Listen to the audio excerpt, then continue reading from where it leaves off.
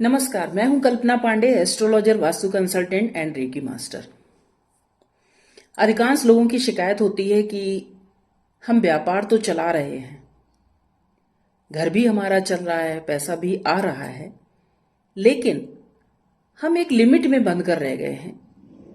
हम प्रॉस्पेरिटी की तरफ आगे नहीं बढ़ पा रहे हैं, हम ग्रोथ नहीं ले पा रहे हैं बिजनेस में। तो मैं उनको बताना चाहती हूं कि सबसे पहले तो ये ध्यान रखिए कि आपने जो सबसे पहला व्यक्ति आपके बिजनेस को संभालता है या आपके ऑफिस को संभालता है वो कैसा है। उदाहरण के तौर पर जैसे कि हम घर में देखते हैं, भले ही घर में 8 लोग 10 लोग हैं, लेकिन जो व्यक्ति अर्निंग पर्सन है, पैसा जो कमा के ला रहा है, उन 8-10 व्यक्ति को उन्हीं के हिसाब से चलना पड़ता है और उस अर्निंग में ही उनकी प्रोग्रेस हो पाती है। वैसे ही आप किसी व्यापारिक प्रतिष्ठान पे अगर किसी ऐसे एम्प्लॉय को फ्रंट डीलिंग पे आप बैठाए हो, या सबसे पहला व्यक्ति वही है लोगों से बात करने वाला जो खुद आर्थिक स्थिति से गुजर रहा है, परिवार से संपन्न नहीं है, तो ये बात ध्यान रखिए कि आप ग्रोथ नहीं ले पाएंगे। हम ये नहीं कहते उस व्यक्ति को आप जॉब ना दें या उस व्यक्ति को आप ना रखें, उस व्यक्ति को किसी दूसरे पद पे आप बिठाएं, किसी दूसरे काम में आप उस व्यक्ति को लगाएं। पर जो भी व्यक्ति थोड़ा सा आर्थिक संपन्नता में ठीक ठाक हो, हम ये नहीं कहते बहुत समृद्ध हो, क्योंकि समृद्ध होगा तो वो आपके यहां जॉब ही क्यों करेगा। थोड़ा सा ठीक ठाक हो, और उससे भी बड़ी बात है गुड लुकिंग हो, स्माइलिंग फेस हो और व्यवहारिक हो। ऐसे व्यक्ति को आप बिठाइए, क्योंकि लक्ष्मी ना, सुना है ना कि लक्ष्मी लक्ष्मी के पास ही आती है।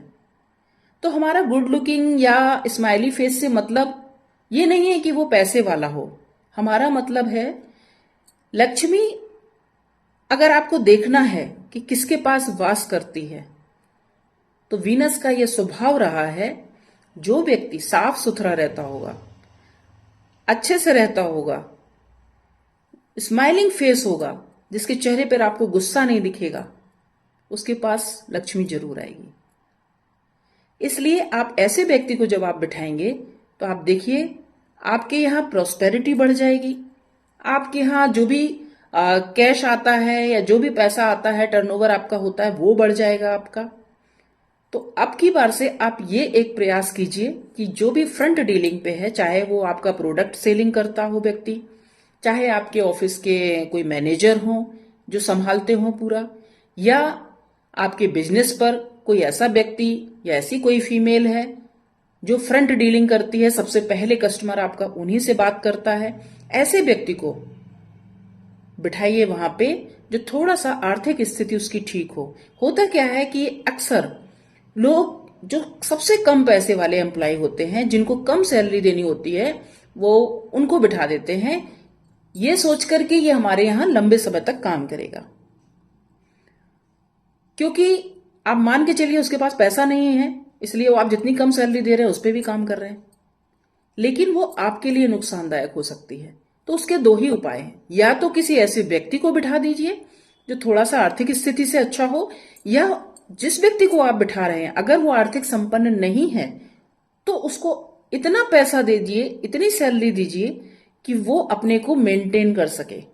कम से कम वो अपने को अच्छे से मेंटेन करके सामने जब उसका चेहरा साफ लोगों को दिखता है तो वो इस लायक बन सके कि उस पैसे में वो अच्छे से घर चला सके। क्योंकि ये तो मान लीजिए कि पैसा अगर व्यक्ति को मिलता है